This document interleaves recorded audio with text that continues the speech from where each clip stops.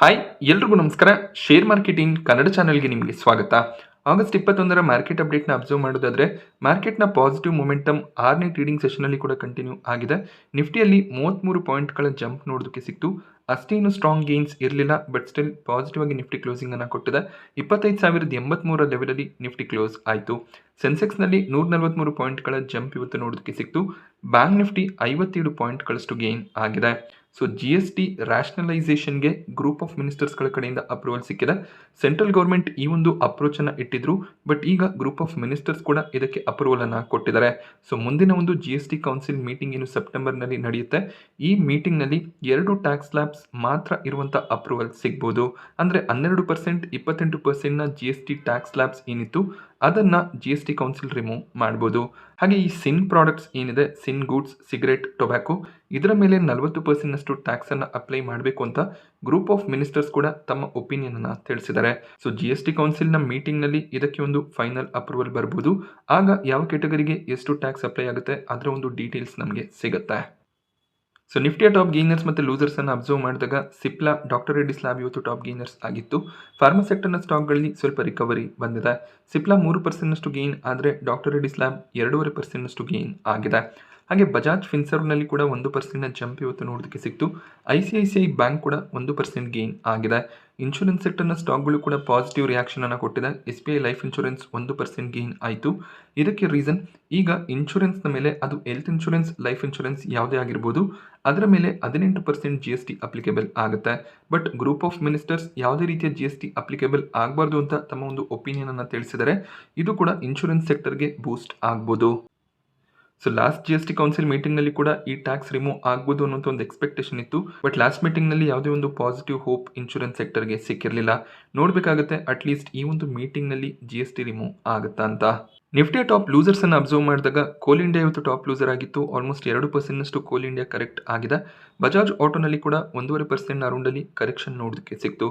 FMCG ಸೆಕ್ಟರ್ನ ಸ್ಟಾಕ್ಗಳಲ್ಲಿ ಒಂದು strong momentum ಇತ್ತು. ಇವತ್ತು ಸ್ವಲ್ಪ ಪ್ರಾಫಿಟ್ ಬುಕಿಂಗ್ ಬಂದಿದೆ.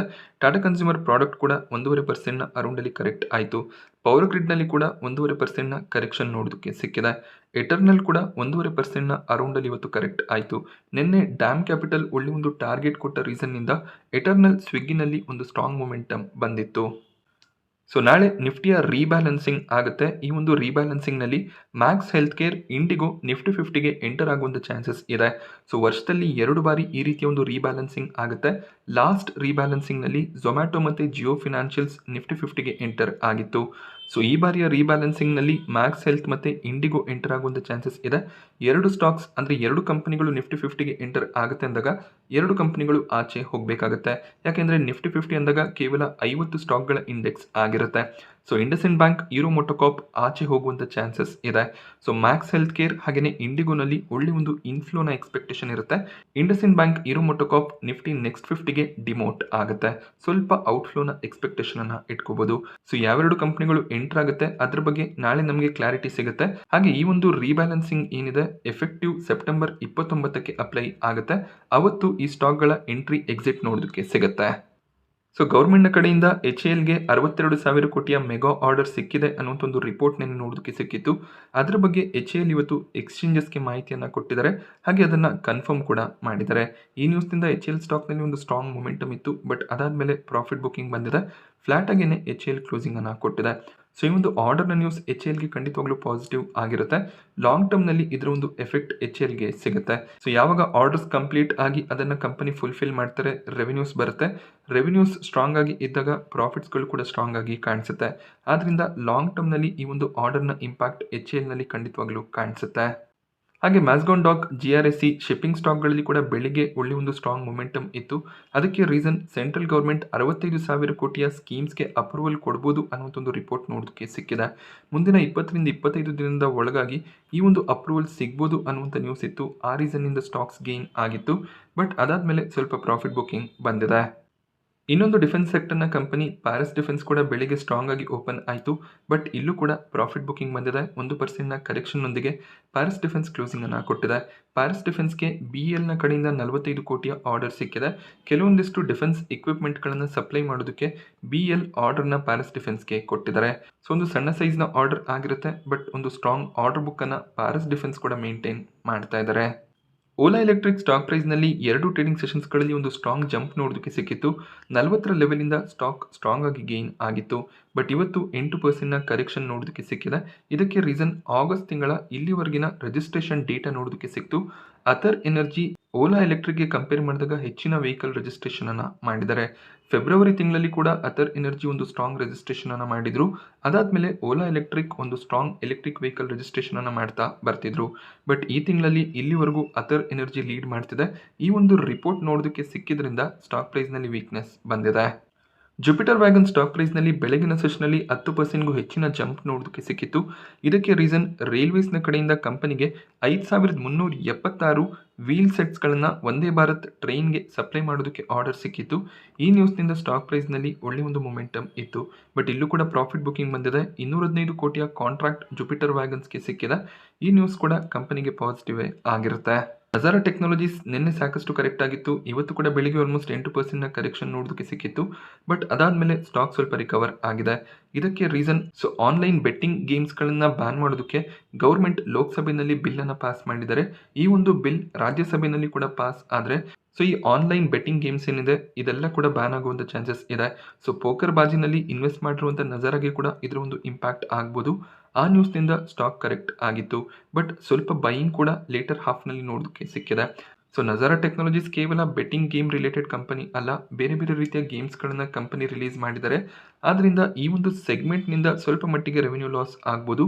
ಬಟ್ ಸ್ಟಿಲ್ ಕಂಪನಿ ರಿಕವರ್ ಆಗುವಂಥ ಚಾನ್ಸಸ್ ಇರುತ್ತೆ. ಪ್ಯಾನಿಕ್ ಆಗುವಂಥ ಅವಶ್ಯಕತೆ ಇಲ್ಲ. ಸ್ಟಾಕನ್ನು ಕಂಟಿನ್ಯೂ ಮಾಡ್ಬೋದಾಗುತ್ತೆ. ರೈಲ್ಟೆಲ್ ಕಾರ್ಪೊರೇಷನ್ ಸ್ಟಾಕ್ ಪ್ರೈಸ್ನಲ್ಲಿ ಕೂಡ ಬೆಳಿಗ್ಗೆ ಒಂದು ಸ್ಟ್ರಾಂಗ್ ಓಪನಿಂಗ್ ನೋಡೋದಕ್ಕೆ ಸಿಕ್ಕಿತ್ತು. ಇಲ್ಲೂ ಕೂಡ ಪ್ರಾಫಿಟ್ ಬುಕಿಂಗ್ ಬಂದಿದೆ. ಕಂಪನಿಗೆ ಸಾಕಷ್ಟು ಆರ್ಡರ್ಸ್ಗಳು ಸಿಗ್ತದೆ. 50 ಕೋಟಿಯ ಒಂದು ಆರ್ಡರ್ನ ಕಂಪನಿ ಪಡ್ಕೊಂಡಿದ್ದಾರೆ. ಅದಾದ ನಂತರ 35 ಕೋಟಿಯ ಇನ್ನೊಂದು order Kerala state information technology ಕಡೆಯಿಂದ ಬಂದಿದೆ. ಸಾಕಷ್ಟು ಆರ್ಡರ್ಸ್ಗಳು ಕಂಪನಿಗೆ ಸಿಗ್ತದೆ.